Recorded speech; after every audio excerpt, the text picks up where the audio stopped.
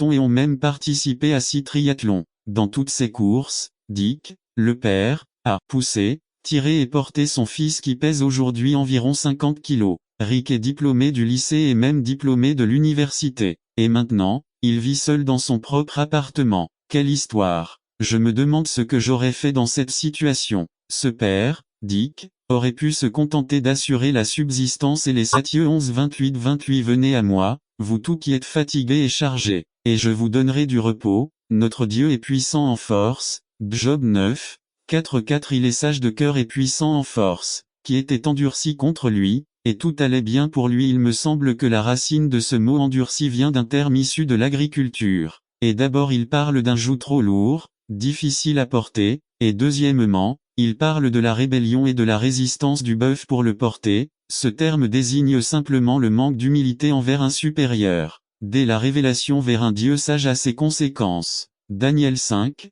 18-21-18 Le Dieu très haut, au accent circonflexe roi, a donné à Nebuchadnezzar, ton père, le royaume et la grandeur, la gloire et la majesté, 19 Et à cause de la grandeur qu'il lui a donnée, tous les peuples, nations et langues tremblaient et craignaient devant lui. Il tuait qui il voulait, et qui il voulait, il donnait la vie. Il exaltait qui il voulait et il humiliait qui il voulait mais quand son cœur s'enorgueillit et que son esprit s'endurcit dans son orgueil, il fut déposé du trône de son royaume et dépouillé de sa gloire 21 Et il fut chassé du milieu des fils des hommes, et son esprit devint semblable à celui des bêtes, et sa demeure était avec des ânes sauvages. Ils lui firent manger de l'herbe comme un bœuf, et son corps fut mouillé de la rosée du ciel, jusqu'à ce qu'il reconnaisse que le Dieu très haut domine sur le royaume des hommes et qu'il y place qui il veut. Proverbe 29:1 L'homme qui endurcit son cou lorsqu'on le réprimande sera soudainement brisé, et il n'y aura pas de remède pour lui. Conclusion Un Dieu sage ne fait pas de mal Un Dieu sage apporte la sécurité.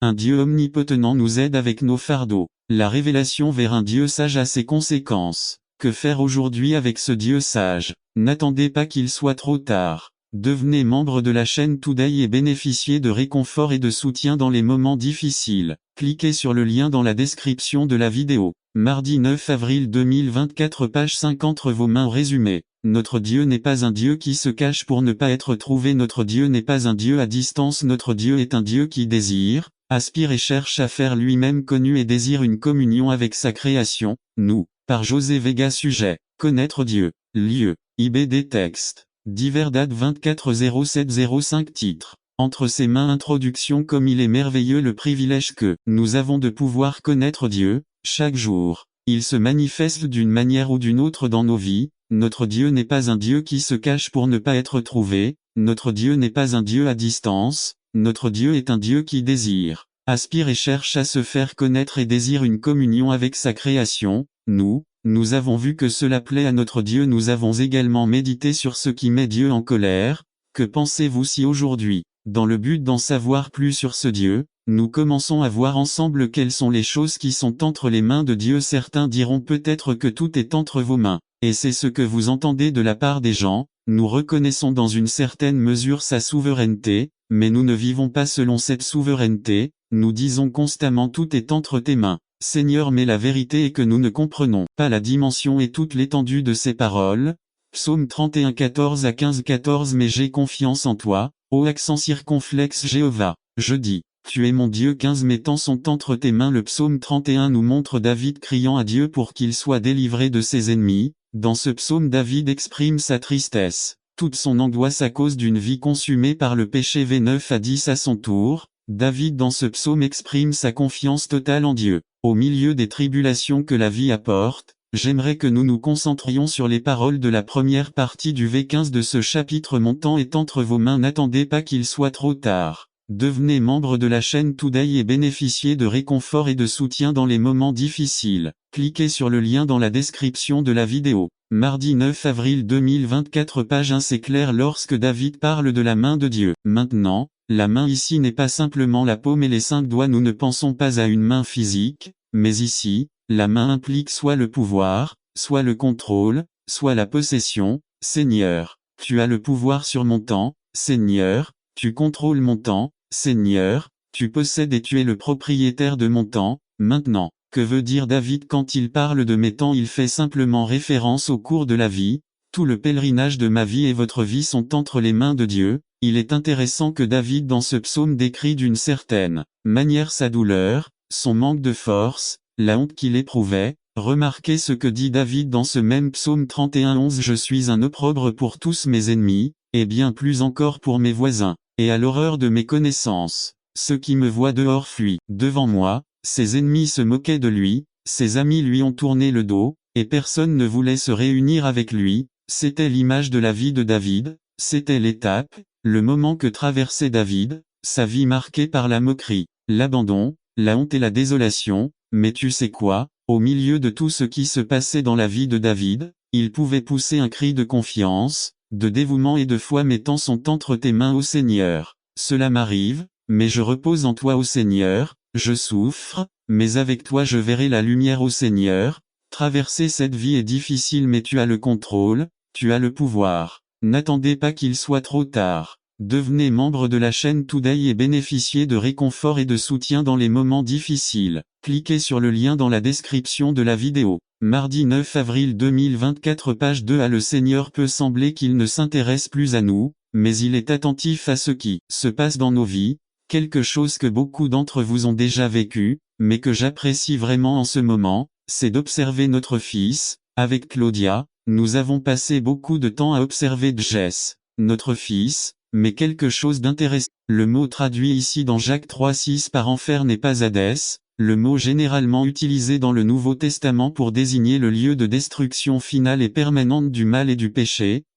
Jacques utilise ici le mot Géhenne, une translittération du mot hébreu désignant la vallée de Hinnom. Cette vallée est un ravin du côté sud de l'ancienne ville de Jérusalem, utilisé comme dépotoir de la ville 3. Les Juifs étaient déjà très préoccupés par les aspects hygiéniques de la loi de Moïse, ils entretenaient constamment ce ravin d'ordures en feu. Parfois même des criminels exécutés y étaient jetés. 4. Le feu qui ne s'est jamais éteint de cette décharge il a consumé tout ce qui y était jeté éternellement ou de façon permanente est devenu le symbole du lieu du châtiment final aux conséquences éternelles pour tous les méchants. C'est de là que vient le concept de l'enfer, où le feu ne s'éteint jamais. C'est la langue est comme ce lieu, dit Jacques, elle est enflammée par l'enfer la Géhenne, le lieu des ordures qui ne s'éteint jamais. 1. La Daily Bible traduit Jacques 3:6 comme suit. Et la langue est une flamme de feu, un monde de mal, un poison qui souille tout notre corps. L'enfer lui-même peut attiser cette flamme et transformer nos vies en une explosion destructrice et désastreuse.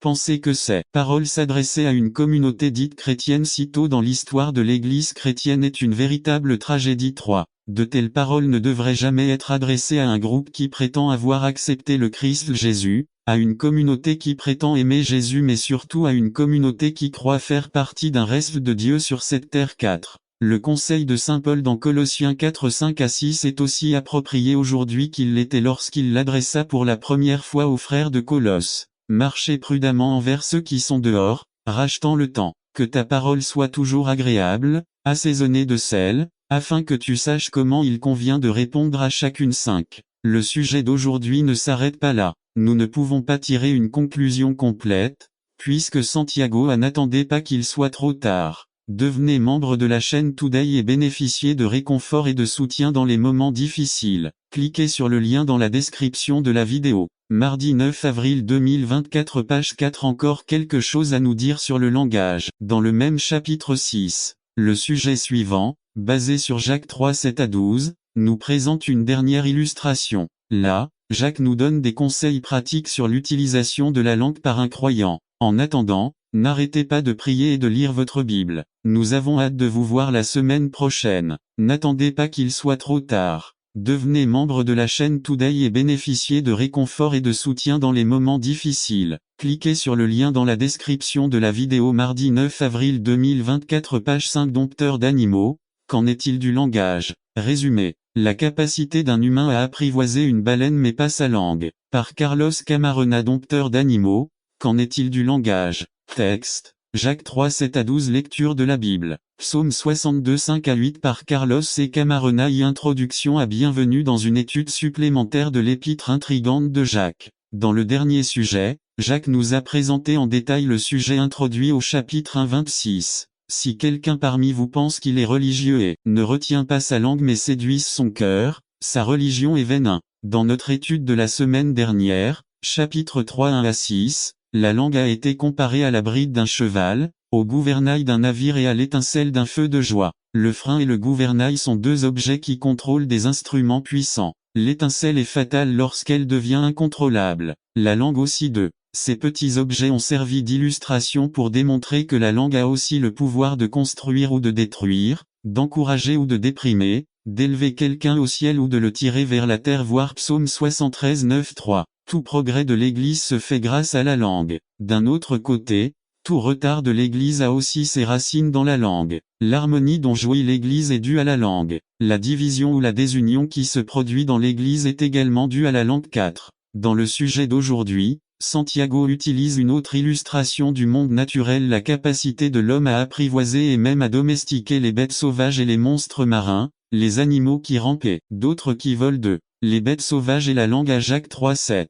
Car toute espèce de bête sauvage et d'oiseau, de créatures rampantes et d'animal marin peut être apprivoisée et a été apprivoisée par la race humaine. 1. Parlant de l'homme, le psalmiste s'exclame dans Psaume 8 6-8. Tu lui fais dominer les œuvres de tes mains. Tu as tout mis sous ses pieds, 7. Tous les moutons et les bœufs, ainsi que les bêtes des champs, 8. Les oiseaux du ciel et les poissons de la mer, tout ce qui passe par les sentiers des mers. 2. Santiago semble mortifié par le fait que l'être humain soit capable d'apprivoiser, de domestiquer toutes sortes d'animaux sauvages, depuis les reptiles jusqu'aux vipères et aux iguanes et les créatures marines. Qui sait si à l'époque de Santiago il y avait déjà un monde marin où l'on dressait la baleine chamu, les dauphins, les lions de mer et les phoques. 3. Santiago est consterné de constater que les êtres humains déjà à son époque avaient la capacité de lutter contre les bêtes sauvages, et pouvaient même entrer dans la mer et apprivoiser les bêtes marines, mais en même temps il était incapable d'apprivoiser sa langue. N'attendez pas qu'il soit trop tard. Devenez membre de la chaîne Today et bénéficiez de réconfort et de soutien dans les moments difficiles. Cliquez sur le lien dans la description de la vidéo. Mardi 9 avril 2024, page 1-4. Jacques 3, 8. Mais personne ne peut dompter la langue. C'est un mal turbulent plein de poisons mortels. Pense route ni panneau. Il est facile de se perdre en se promenant dans le désert. Quand on se rend compte qu'on va dans la mauvaise direction et qu'on l'admet, c'est le premier acte de sa volonté, le repentir. Lorsque vous choisissez d'utiliser un autre chemin, dans le NT, le repentir est, en GR, il signifie généralement changer de pensée et aussi regretter, éprouver des remords. Mais ce rejet connut leurs difficultés, et je suis descendu pour les délivrer de la main des Égyptiens, et pour les faire sortir de ce pays vers un pays bon et vaste, vers un pays où coule le lait et le miel, vers les lieux des Cananéens, des Hittites, des Amoréens, des Périsites, des Hivites et des Jébusiens. Ainsi le cri des enfants d'Israël est venu devant moi, et j'ai aussi vu l'oppression avec laquelle les Égyptiens les oppriment. Viens donc maintenant, et je t'enverrai vers Pharaon, afin que tu fasses sortir d'Égypte mon peuple, les enfants d'Israël. Jéhovah dit à Moïse, j'ai un plan, prépare-toi, je vais envoyer vous pour libérer Israël. IV. Message prophétique. Il est temps, dit l'Éternel, il est temps de posséder la terre promise, il est temps pour vous d'obtenir votre propre identité. Je suis celui qui vous comble de riches bénédictions, je magnifierai votre nom, et vous sera une bénédiction, je multiplierai ta postérité. Ne crains pas, car je suis avec toi, je te donnerai le pays sur lequel tu reposes, voici, je le suis. N'attends pas qu'il soit trop tard. Devenez membre de la chaîne Today et bénéficiez de réconfort et de soutien dans les moments difficiles. Cliquez sur le lien dans la description de la vidéo. Mardi 9 avril 2024, page 2. Avec toi et je te garderai partout où tu iras, et je te ramènerai dans ce pays, parce que je ne te quitterai pas avant d'avoir fait ce que je t'ai dit. N'attends pas qu'il soit trop tard. Devenez membre de la chaîne Today et bénéficiez de réconfort et de soutien dans les moments difficiles. Cliquez sur le lien dans la description de la vidéo. Mardi 9 avril 2024, page 3. Le retour de la présence de Dieu. Résumé. L'arche de Jéhovah devait retourner en Israël. Autrement, cela détruirait le royaume des Philistins. Par Élie Hernandez. Retourner la présence de Dieu. 1 Samuel 6, 1-3. Il y a des moments dans la vie de chaque chrétien où il a perdu sa force, son espoir et sa concentration. À cause de cet état, ils perdent leur passion pour le Seigneur et perdent la communion entre eux et Dieu. Israël avait vécu quelque chose de similaire. Dans une bataille contre les Philistins, Ils avaient perdu la présence de Dieu. Et le contexte historique de cette écriture enseigne qu'Israël a grandement souffert. Ils avaient mené 2 batailles massives contre les Philistins et avaient perdu un total de 70 000 hommes de guerre. Ils avaient perdu ces 2 batailles, et ils avaient aussi perdu leur force et leur espoir. C'est en réponse à leur état émotionnel, ils tentent d'utiliser l'arche de Jéhovah religieusement. Ils ont essayé d'utiliser l'arche à leur avantage. Ils croyaient davantage au symbole de l'arche de Jéhovah qu'à Jéhovah. En conséquence, les Philistins se sont battus contre eux et, après avoir gagné, ils ont volé l'arche de Jéhovah des mains d'Israël. Lorsque le prêtre Élie apprit la nouvelle de l'arche, il tomba sur le dos, se brisa le cou et mourut. La perte d'Israël fut très grande. 2 batailles. Un total de 70 000 soldats. 2 leur force et leur espérance. 3 l'arche de Jéhovah et 4 le prêtre Élie la voix de Jéhovah. 2. Où était l'arche de Jéhovah? La Bible ne nous dit pas grand-chose, mais nous savons qu'à aucun moment Israël n'a tenté de la secourir. Et l'arche de Jéhovah était très importante pour l'avenir d'Israël. 1. Elle représentait la présence de Dieu. 2. C'était un symbole de victoire divine. 3. Ceci, entre les mains des ennemis, pourrait signifier la défaite du peuple de Dieu. Les Israélites n'avaient pas beaucoup d'intérêt pour l'arche de Jéhovah, leur intérêt était très minime. N'attendez pas qu'il soit trop tard. Devenez membre de la chaîne Today et bénéficiez de réconfort et de soutien dans les moments difficiles. Cliquez sur le lien dans la description de la vidéo. 9 mars, avril 2024. Page 1c. Depuis longtemps Jéhovah s'était manifesté à travers l'arche. Il les avait aidés. Il avait donné des victoires aux Israélites, et la présence de Dieu habitait dans l'arche, mais ils avaient perdu tout intérêt pour le mouvement de la puissance de Dieu. Peut-être que c'était le cas, parce que dans cette histoire spécifique, Dieu ne l'a pas aidé et, peut-être était-ce parce qu'il n'avait pas de direction d'un leader. Peut-être était-ce parce qu'ils ne savaient pas comment faire. Peut-être qu'ils avaient perdu toute leur force et leur espoir. Nous ne savons pas exactement pourquoi, mais nous savons que Jéhovah était traité comme un symbole religieux dans le temple de Dagon. Comment l'arche de Jéhovah est-elle retournée à Israël? N'est pas retournée à Jéhovah, Jéhovah est revenu à Israël. Jéhovah détruisait pas Noël, ce n'est pas la mort sur la croix, c'est la résurrection. Parce que c'est là que le Christ a vaincu la mort, c'est là qu'il a confirmé une fois pour toutes qu'il est le Dieu vivant, le Dieu qui peut contre tout, y compris la mort et la tombe. Paul l'explique d'une autre manière. Dans 1 Cor 15-12-19 lire. Ici, Paul parle de la nécessité et de l'importance de la réalité de la résurrection du Christ. S'il n'est pas ressuscité, alors il n'y a aucun espoir. 13,14-17 Il n'y a aucun espoir. Si Christ n'était pas ressuscité, nous ne pouvons rien attendre du monde à venir, et notre espérance ne peut être que dans ce monde. V19. Si notre espérance n'appartient qu'à ce monde, nous sommes, selon Paul, les plus malheureux de tous les hommes. Si tel est le cas, pourquoi ne pas vivre comme ceux qui, parce qu'ils rejettent Christ, n'ont aucun espoir? Mais comme nous l'avons déjà vu, vivre ainsi, ce n'est pas vivre. Alors quel espoir pouvons-nous avoir? Le V20 dit tout. Mais maintenant, Christ est ressuscité des morts, voilà notre espérance. Le Christ est ressuscité, donc notre prédication n'est pas vaine, notre foi n'est pas vaine, nous avons une grande et merveilleuse espérance. N'attendez pas qu'il soit trop tard. Devenez membre de la chaîne Today et bénéficiez de réconfort et de soutien dans les moments difficiles. Cliquez sur le lien dans la description de la vidéo. Mardi 9 avril 2024 page 3 Un espoir vivant. Une espérance qui ne se trouve qu'en Jésus-Christ. Billy Graham dit que dans ses premiers jours en tant qu'évangéliste, il s'est retrouvé en Allemagne, prêchant à Berlin. C'était après la Seconde Guerre mondiale. Le successeur d'Hitler, Konrad Adenauer, qui avec leurs yeux voient ce qui est devant eux et se conforment à cette réalité d'eux. Les personnes ayant une vision voient les choses non pas telles qu'elles sont, mais telles qu'elles devraient être. La vision est alimentée par notre foi. La foi ne peut pas exister de manière conforme.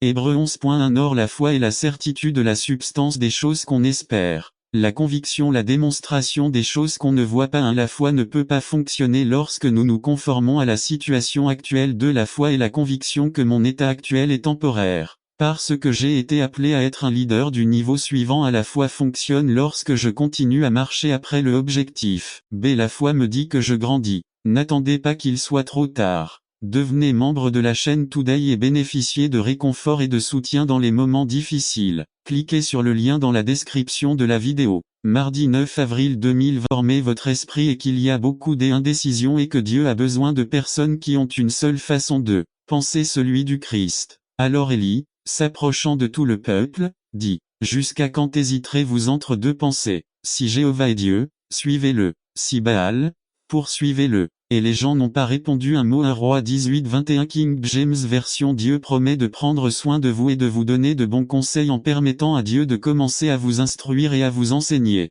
Tu m'as dit, je vais t'instruire, je vais t'apprendre comment tu dois te comporter. Je vais te donner de bons conseils et toujours prendre soin de toi. Psaume 32:8 Conclusion. Dieu t'enseignera des choses qui ne sont pas nouvelles, mais des choses que vous n'avez jamais faites. Acceptez et Dieu a dû vous reprogrammer et vous traiter pour que vous voyiez la victoire qu'il vous a promise. N'attendez pas qu'il soit trop tard. Devenez membre de la chaîne aujourd'hui et obtenez du réconfort et du soutien dans les moments difficiles. Description vidéo mardi 9 avril 2024 Page 2 Résumé du chemin sinuoso. Centrez et renouvelez votre cœur en Dieu par Wilbur Madra Riva. Introduction du chemin sinuoso. J'étais au lycée et il était temps de choisir un cours obligatoire atelier les 3 années de lycée. Sur la suggestion insistante de ma mère, plutôt une contrainte maternelle, j'ai choisi l'atelier de dactylographie, où seules les filles allaient au magasin de chaussures ou au magasin d'électronique pendant 3 ans. C'était là quand j'ai eu ma première machine à écrire. Vous en souvenez-vous?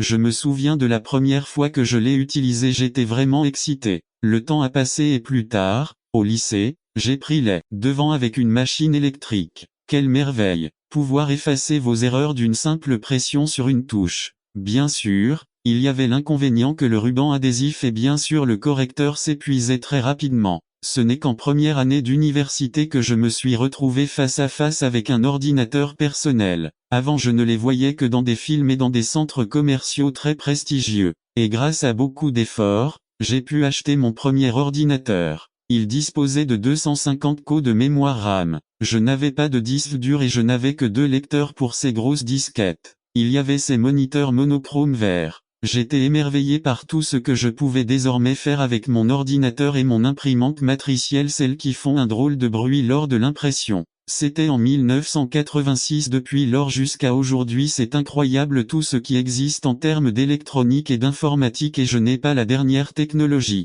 Cela ne cesse de m'étonner et parfois on se demande où cela va finir. La technologie avance à un rythme vertigineux. Au cours de notre courte vie, nous avons été témoins d'incroyables changements et avancées technologiques et nous ne vivons pas dans un pays hautement technique. Mais les progrès technologiques ont un impact sur tous les domaines de la vie humaine. Vous souvenez-vous de l'époque où vous regardiez la télévision en noir et blanc et où vous deviez vous arrêter pour changer de chaîne? Désormais, la clarté de l'image et du son est impressionnante et d'une simple pression sur un bouton, vous contrôlez l'appareil. Vous souvenez-vous des cassettes et du long play, disparus? Ils ont été remplacés par Sa Majesté le CD, puis sont arrivés les DVD qui sont désormais démodés. Vous souvenez-vous de la première fois que vous avez vu un téléphone portable? La première fois que j'en ai vu un, j'ai été étonné, mais c'était une brique et il y avait une très longue antenne. Désormais, un téléphone portable peut s'adapter n'importe où et peut faire presque tout. Vous souvenez-vous de l'époque où vous écriviez des lettres et les envoyiez par courrier et attendiez des semaines avant de connaître la réponse de vos destinataires?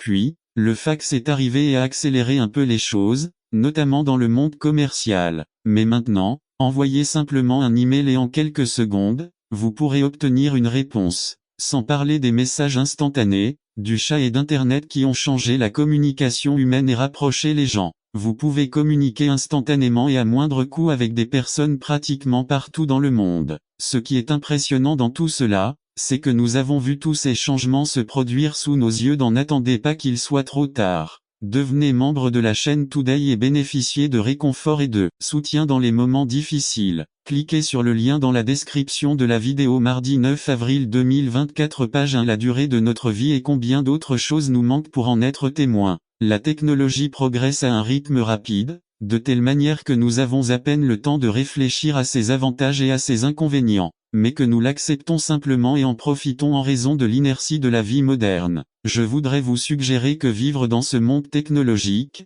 c'est comme emprunter une route sinueuse. Lorsque vous empruntez une route sinueuse, vous devez être très prudent. La vitesse augmente à cause de la descente, le danger augmente car les virages se succèdent et il faut beaucoup de concentration, de prudence et d'habileté au volant pour respecter la signalisation car sinon, on peut se retrouver au fond du ravin. De même, ce monde au changement technologique rapide est un chemin sinueux, car les changements se produisent si rapidement. Vous n'avez pas fini de digérer l'un quand l'autre arrive. Il n'y a presque pas de temps pour réfléchir et réfléchir. Il était crucifié, une lance lui transperça le côté. Ma force est desséchée comme un tesson, et ma langue est collée à mon palais, et tu m'as mis dans la poussière de la mort. Psaume 22:15. Il a été fouetté. Selon la coutume romaine, la victime, les mains liées, était attachée à un poteau et y était fouettée. Le fouet était fait d'un long morceau de cuir avec des morceaux d'os pointus et du plomb, du fer ou du cuivre. Parfois, les dommages causés au corps étaient tels que des veines et des artères profondes,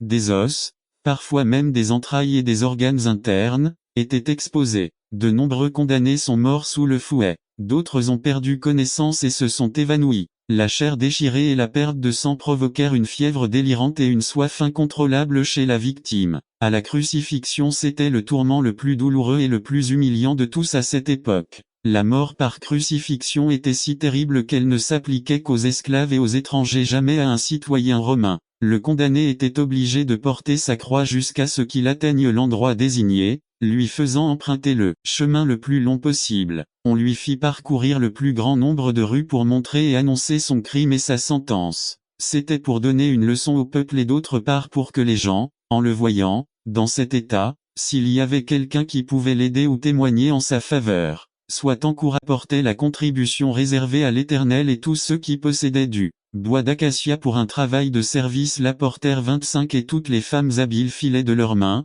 et apportaient ce qu'elles avaient filé, du drap bleu, pourpre, cramoisi et du fin lin 26, et toutes les femmes dont le cœur était rempli des habiletés filaient du poil de chèvre 27, et les chefs apportèrent des pierres d'onyx et des pierres de sertissage pour les faux et pour le pectoral 28, et des épices et de l'huile pour l'éclairage, pour l'huile d'onction et pour l'encens odoriférant 29. Les enfants d'Israël, tous les hommes et toutes les femmes désireux d'apporter quelque chose pour tout l'ouvrage que l'Éternel avait commandé par Moïse, apportèrent une offrande volontaire à l'Éternel. NASB. Moïse avait déjà reçu la loi de Dieu sur le mont Sinaï, et au début du chapitre 35, Dieu parle au peuple par l'intermédiaire de Moïse au sujet de la construction et des matériaux du lieu où le vrai Dieu serait adoré. Le Seigneur avait été précis dans ses exigences et le peuple avait entendu son invitation à faire sa volonté. N'attendez pas qu'il soit trop tard. Devenez membre de la chaîne Today et bénéficiez de réconfort et de soutien dans les moments difficiles. Cliquez sur le lien dans la description de la vidéo.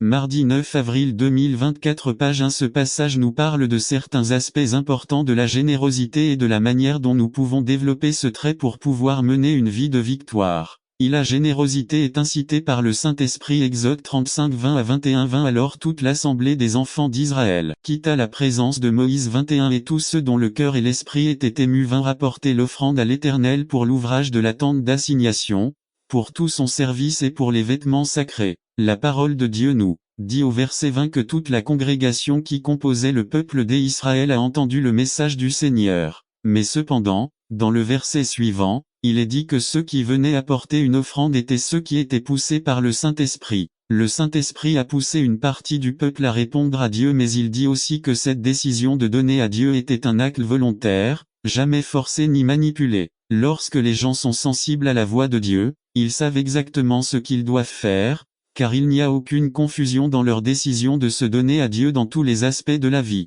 Une autre chose importante est que Dieu ne nous forcera jamais à faire quelque chose que nous ne voulons pas, mais il y a ici un élément précieux et c'est la gratitude. Ils l'ont fait parce qu'ils avaient été libérés sains et saufs de l'esclavage en Égypte. Il est important de noter que je ne dis pas que l'Esprit de Dieu est sélectif, mais que pour avoir été ému et obéi, c'était dû à la sensibilité et à la gratitude du cœur de chaque Israélite. Ainsi, la générosité, c'est donner ou donner selon le cas lorsque nous sommes sensibles aux choses de Dieu et cela vient d'une relation correcte avec le Saint-Esprit. De plus, on est plus généreux envers l'œuvre de Dieu lorsque donner est un acte de volonté, animé par la gratitude pour les choses faites par Dieu dans nos vies. Vous êtes généreux lorsque vous êtes heureux et satisfait de ce que vous avez. Rockefeller l'a reconnu lorsqu'il a déclaré « J'ai gagné des millions, mais cela ne m'a pas apporté le bonheur ». Si vous n'êtes pas généreux avec Dieu et son œuvre, c'est parce que vous n'êtes pas satisfait de ce que vous avez et qu'il n'y a aucune gratitude en vous votre cœur. Et il est également possible que vous ne soyez pas sensible à la voix de son Saint-Esprit.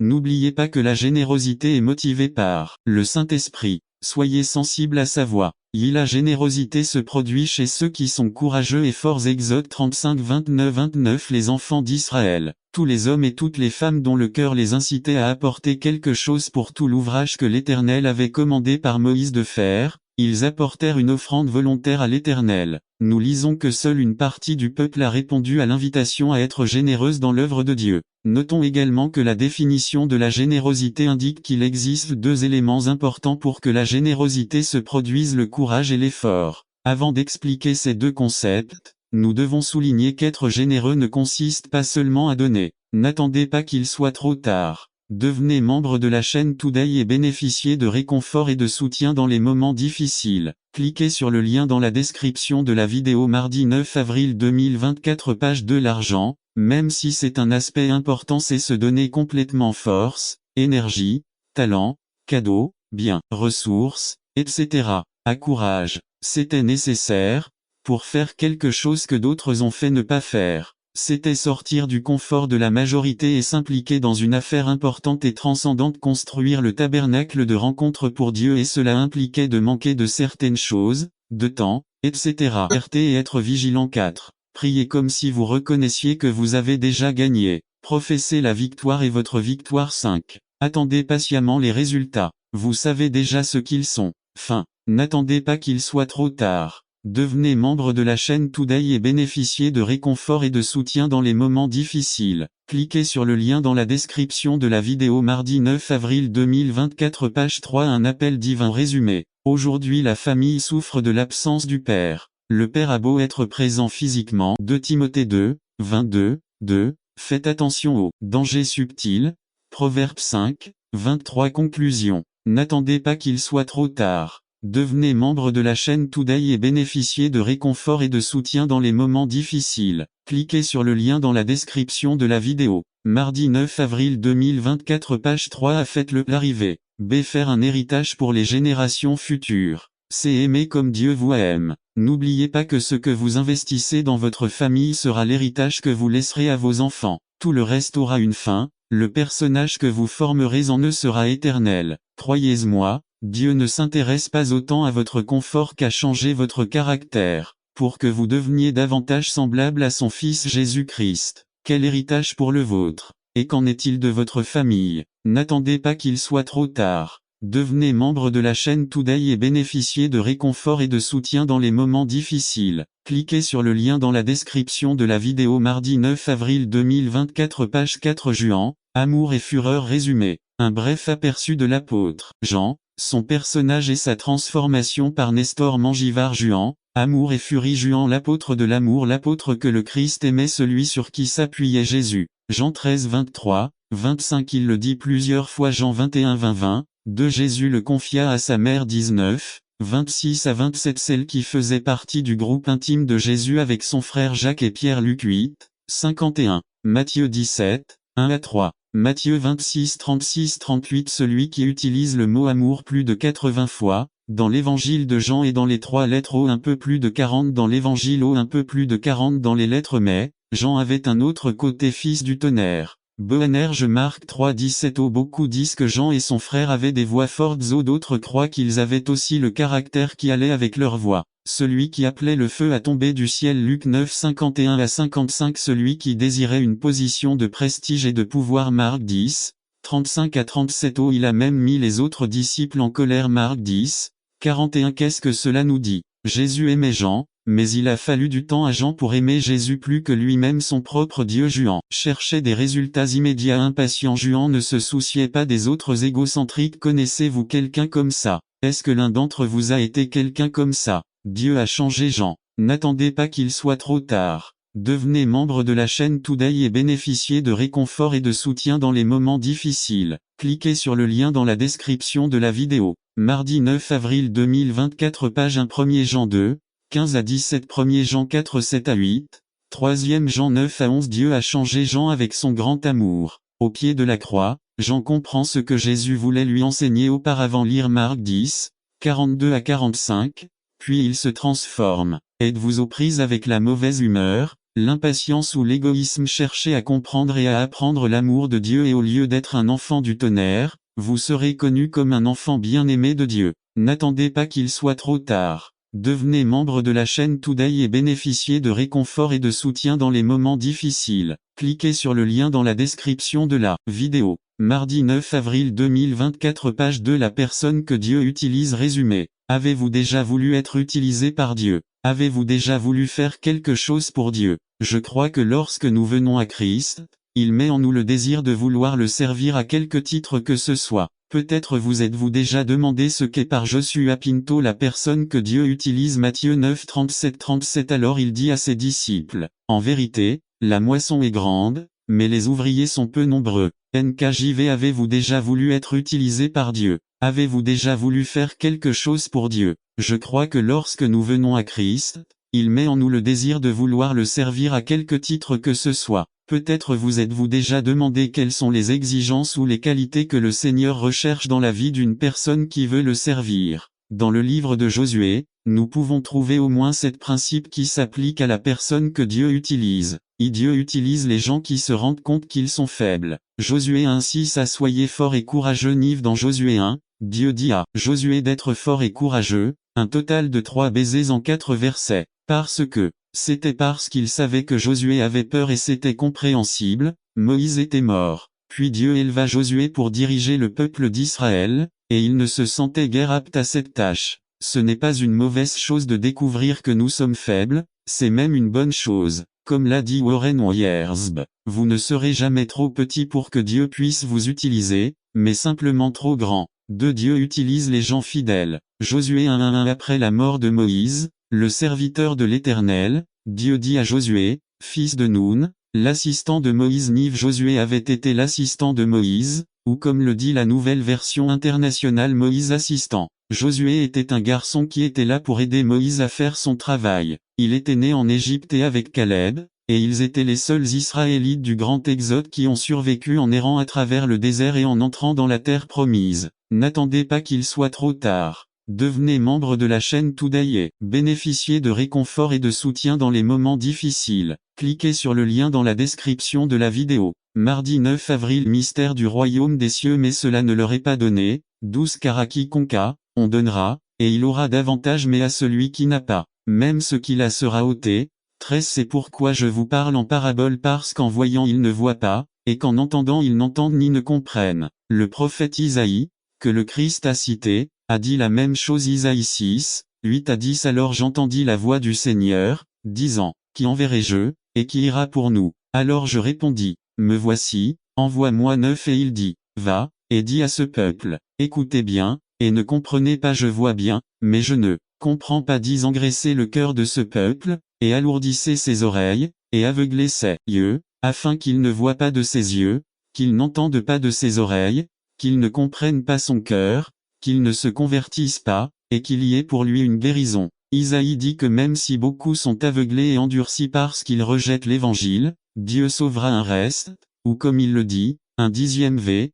13 Ainsi, nous voyons que pour accepter la Bible, nous devons venir humblement et expérimenter la puissance du Saint-Esprit. Le résultat final de ceci se trouve dans notre texte d'aujourd'hui 1 Corinthiens 2, 5 Afin que votre foi ne soit pas fondée sur la sagesse des hommes, mais sur la puissance de Dieu. Conclusion. N'oubliez pas que vous n'êtes rien devant le roi des rois. Il est Dieu et vous êtes sa création. Il t'a créé, et si tu penses que tu es sage, il se cachera de toi. Il n'y a rien de plus horrible que d'être rejeté par le Tout-Puissant. Laissez Dieu vous enseigner. Ne vous reposez pas dans la sagesse des hommes. Votre foi doit s'appuyer sur la puissance de Dieu. Verset à mémoriser pour a fait pour vous. En fin de compte, vous honorerez davantage votre mère en honorant Jésus dans votre propre vie. Si vous avez ou avez eu une mère de Dieu, la meilleure façon de l'honorer est de donner votre vie au Christ. N'attendez pas qu'il soit trop tard. Devenez membre de la chaîne Today et bénéficiez de réconfort et de soutien dans les moments difficiles.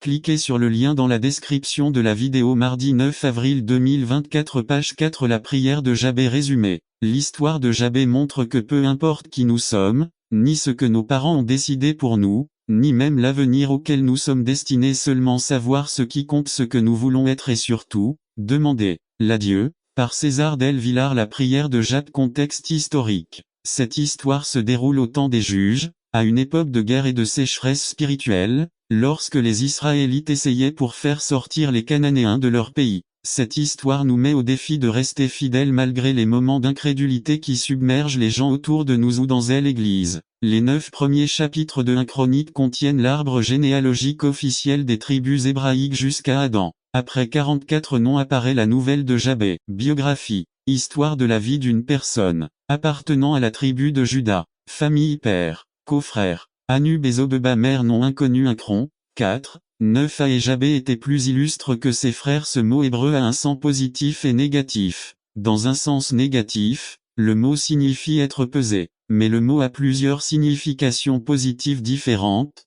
telles que abonder davantage grand la grandeur ou la gloire. Incron 4-9b que sa mère a nommé Jabé, en disant, parce que je l'ai enfanté dans la douleur. Son nom n'est mentionné nulle part ailleurs dans la Bible, pas même dans le temple de la renommée de la foi dans Hébreux 11. Le nom était considéré comme une prophétie ou un souhait concernant l'avenir de l'enfant. Exemple Jacob, celui qui saisit ou arrache Mahlon et Chilion respectivement, malade et languissant. Salomon, est le seul roi d'Israël qui a gouverné sans recourir à la guerre. Signification du nom douleur ou celui qui provoque ou cela causera de la douleur. Peut-être était ce dû à un accouchement traumatisant, à la douleur émotionnelle de la mère au père l'a abandonné, à la famille qui avait de graves difficultés économiques, qui n'attendait pas qu'il soit trop tard. Devenez membre de la chaîne Today et bénéficiez de réconfort et de soutien dans les moments difficiles. Cliquez sur le lien dans la description de la vidéo. Mardi 9 avril 2024 page 1. Un nouveau membre pourrait signifier une pression supplémentaire, etc. Moquerie des enfants égale à moquerie du fait d'être chrétien. Enfant,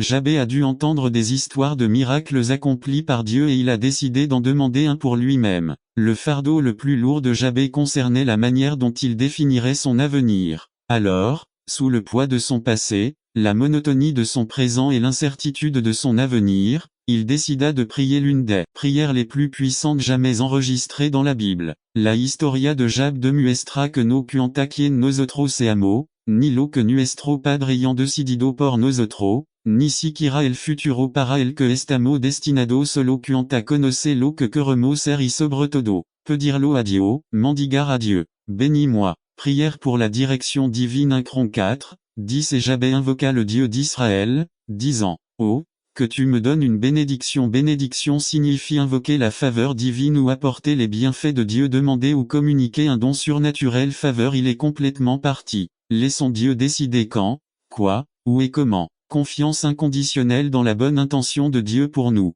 Cette demande montre sa volonté de ne pas se concentrer sur nous-mêmes mais sur ce que Dieu désire pour nous. Lorsque nous recherchons la bénédiction de Dieu comme valeur concluante dans la vie, nous entrons complètement dans le fleuve de sa volonté, de sa puissance et de ses desseins pour nous. Tous nos besoins deviennent secondaires par rapport à ce que nous désirons réellement, qui n'est rien d'autre que de nous immerger complètement et absolument parmi nous, à travers nous et autour de nous pour sa gloire. Matthieu 7,7 Demandez et il vous sera donné. Jacques 4,2 Mais vous n'avez pas ce que vous désirez, parce que vous ne demandez pas. Nous pouvons être à l'un de ces extrêmes. Une fois que nous sommes chrétiens, les bénédictions de Dieu arrivent sur nous à un rythme prédéterminé où nous tenons un compte des bénédictions de Dieu sous forme d'une colonne pour les dépôts et d'une autre pour les retraits. Entendu. Levons-nous et réparons le réseau de diligence. Réflexion 1. Dans quel domaine est-ce que je perds de la diligence? 2. Comment ai-je utilisé les masques? 3. Quand ai-je utilisé en vain le nom de Dieu, en parlant en son nom? 4. Une prière écrite au Seigneur demandant son aide dans la diligence. N'attendez pas qu'il soit trop tard. Devenez membre de la chaîne Today et bénéficiez de réconfort et de soutien dans les moments difficiles. Cliquez sur le lien dans la description de la vidéo. Mardi 9 avril 2024 page 5 Que signifie avoir foi en Dieu? Résumé. Malheureusement, nous vivons à une époque de confusion, où beaucoup de choses ont perdu leur sens originel. Le bien est appelé mauvais et le mal est appelé bien. Ésaïe 5 20-23. Où être religieux signifie être intolérant. L'immoralité sexuelle est une simulation par Joshua Pinto. Que signifie avoir foi en Dieu? Hébreux 11 signifie en réalité, sans la foi, il est impossible de plaire à Dieu, car quiconque s'approche de Dieu doit croire qu'il existe et qu'il récompense ceux qui le cherchent. Le pasteur et auteur Charles Swindoll a écrit un livre intitulé 3 pas en avant, 2 pas en arrière,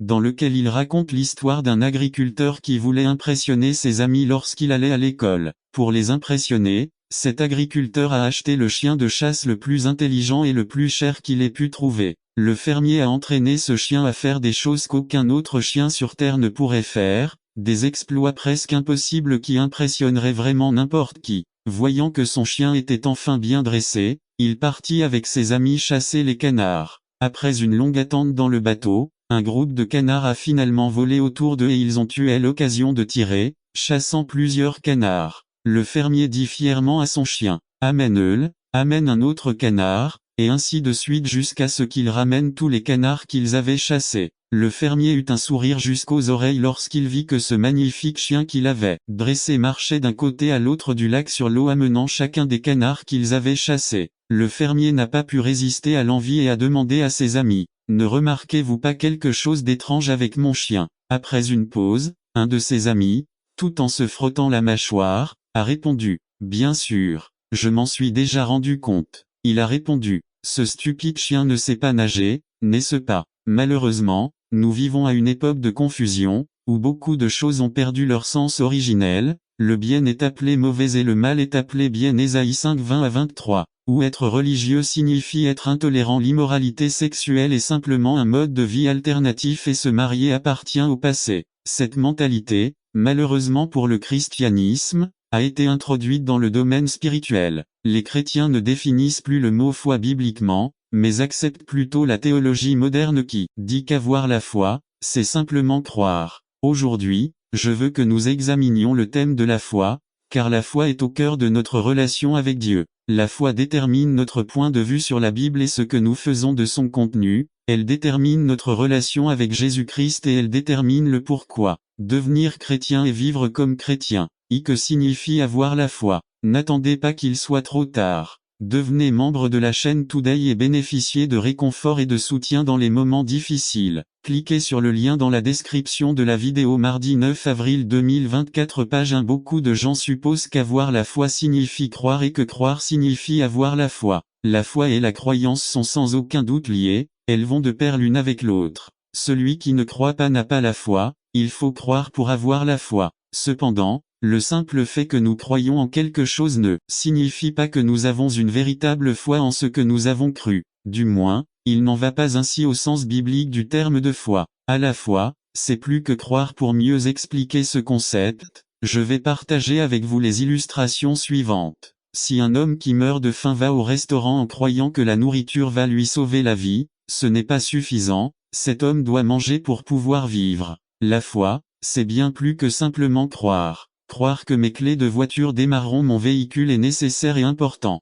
Cependant, ce n'est qu'une croyance, la vraie foi se réalise lorsque je prends cette clé, la mets dans le démarreur et démarre mon véhicule. La foi va de pair avec l'action. Hébreux 11, 6 dit 6. En réalité, sans la foi, il est impossible de plaire à Dieu, car quiconque s'approche de Dieu doit croire qu'il existe et qu'il récompense ceux qui le cherchent. LSG c'est l'un des meilleurs versets de la Bible pour expliquer la foi en termes pratiques. Parce que, si vous voulez plaire à Dieu, il est essentiel que vous croyiez qu'il existe. Montez au lieu de la tienne. Rends-nous amoureux de ta vérité. Fais de nous des amoureux de la paix. Elle produit en nous une seule passion, la passion d'aimer. Puisse cela aboutir à l'harmonie dans ma maison, dans mon église, dans ma communauté et surtout dans mon âme. Par la grâce et l'amour de Jésus. Amen. N'attendez pas qu'il soit trop tard. Devenez membre de la chaîne Today et bénéficiez de réconfort et de soutien dans les moments difficiles. Cliquez sur le lien dans la description de la vidéo. Mardi 9 avril 2024. Page 4. Leadership à la manière de Jésus résumé. Introduction.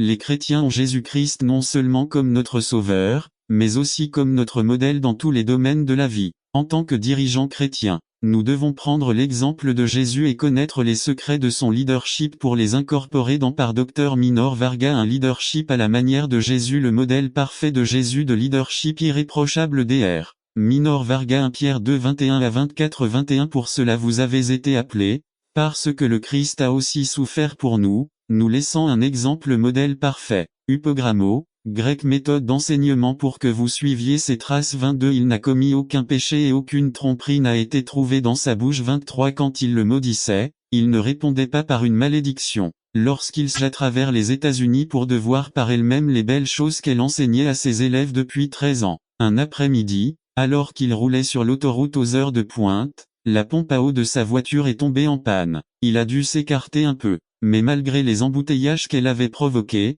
personne ne semblait vouloir l'aider. Elle a prié. Seigneur, s'il te plaît, envoie un ange, de préférence un ayant une expérience en mécanique. Environ 4 minutes plus tard, une moto Harley-Davidson conduite par un homme aux cheveux longs, avec une énorme barbe et plusieurs tatouages s'est arrêté à côté d'elle. Il descendit de sa moto et commença à faire de la mécanique. Après quelques minutes, le hippie a arrêté un camion et l'a utilisé pour remorquer la voiture en panne hors de la route. Avec tout le calme du monde, il a continué à travailler sur la pompe à eau. L'enseignante était vraiment terrifiée, et encore plus lorsqu'elle a pu lire ce qui était écrit sur le dos du gilet en cuir que portait cet homme. Hells Angel. Lorsqu'il eut fini de réparer la voiture, elle, terrifiée, ne parvint qu'à le remercier. Comme il avait remarqué son étonnement, il la regarda directement dans les yeux et lui dit de ne pas juger le livre à sa couverture. Luc 19, 1 à 2. Chef des publicains et riches. Zachée signifie vertueux, pur,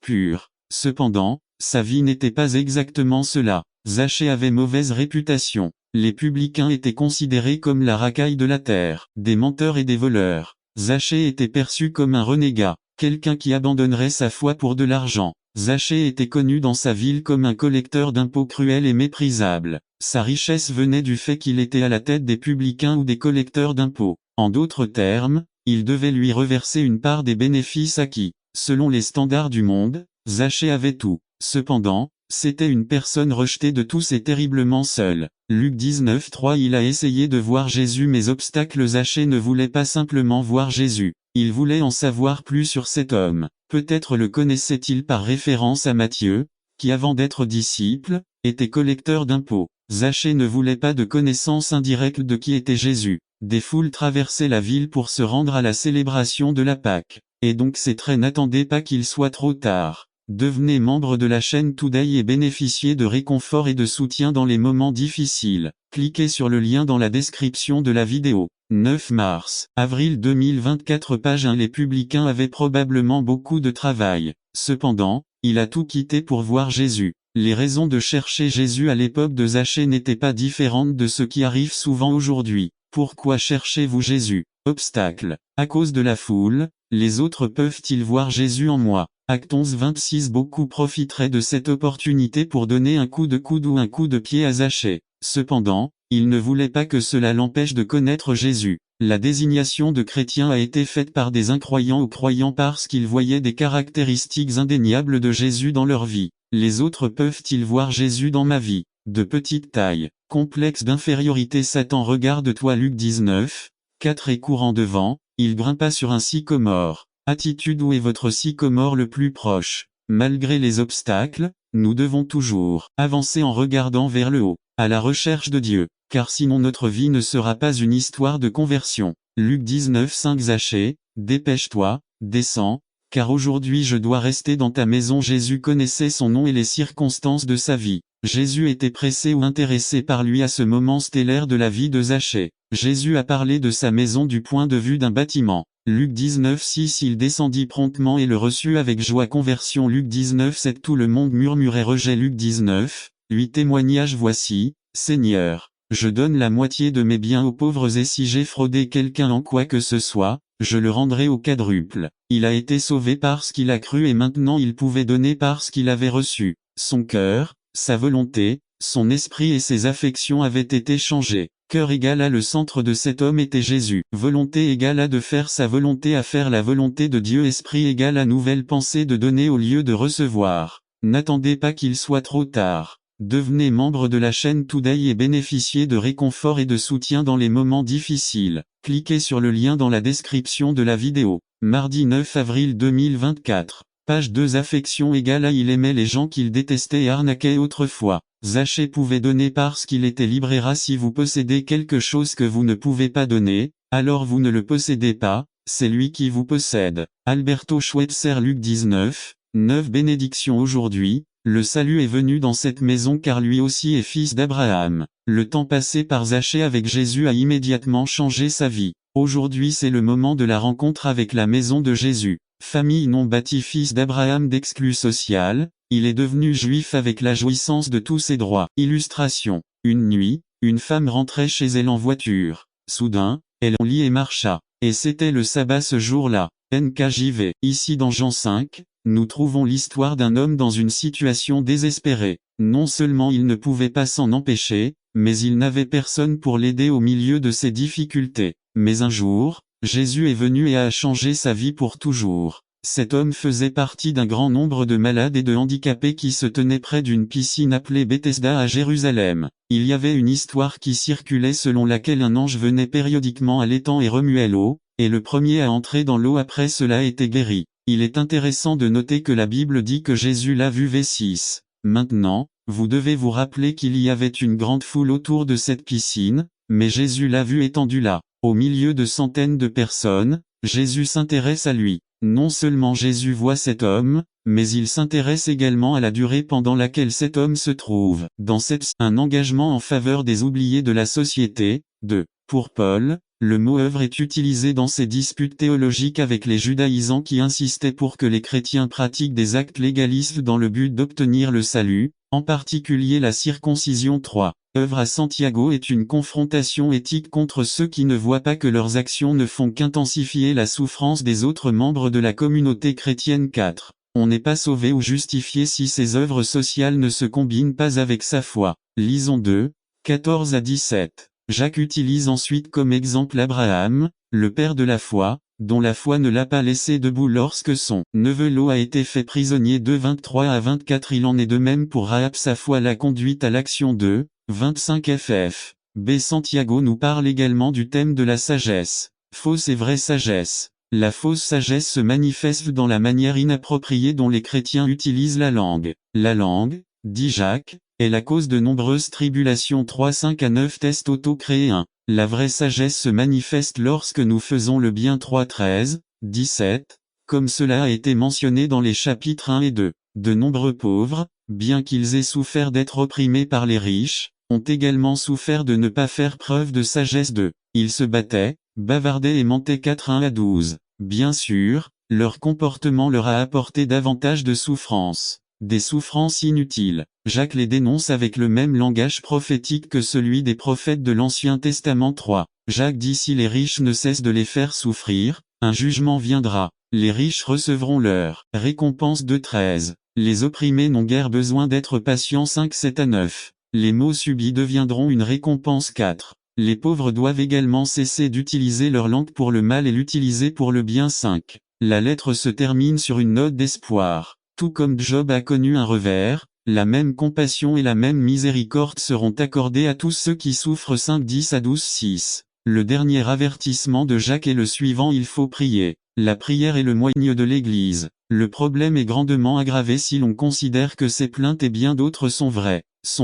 Ils ont beaucoup de vérité, ils sont totalement vrais. C'est triste, mais c'est la vérité. Tous ceux d'entre nous qui sont ici à plus d'une occasion se sont sentis découragés, déçus, frustrés et même en colère de voir, à plus d'une occasion, que plusieurs de ces échecs sont une réalité dans notre propre Église. Combien de fois nous sommes-nous sentis réticents à venir aux réunions, ou même avons-nous arrêté de nous rassembler de façon permanente parce que nous avions malheureusement vu une ou plusieurs de leurs erreurs et de leurs péchés. Certains d'entre nous en ont peut-être adopté un ou deux comme favoris. Attitude typique à l'égard d'une Église imparfaite. Que pouvons-nous alors dire ou faire face à tout cela? Quelles sont les réponses typiques face à une Église imparfaite comme la nôtre? Ceux qui l'abandonnent complètement. Certains ont malheureusement décidé de quitter la communion de l'Église. Ils ont abandonné la congrégation parce qu'elle est froide, inutile, insensible, paresseuse, pécheresse ou hypocrite. Ils ont mis l'Église sur le banc des accusés et l'ont condamnée à perdre sa présence et son soutien.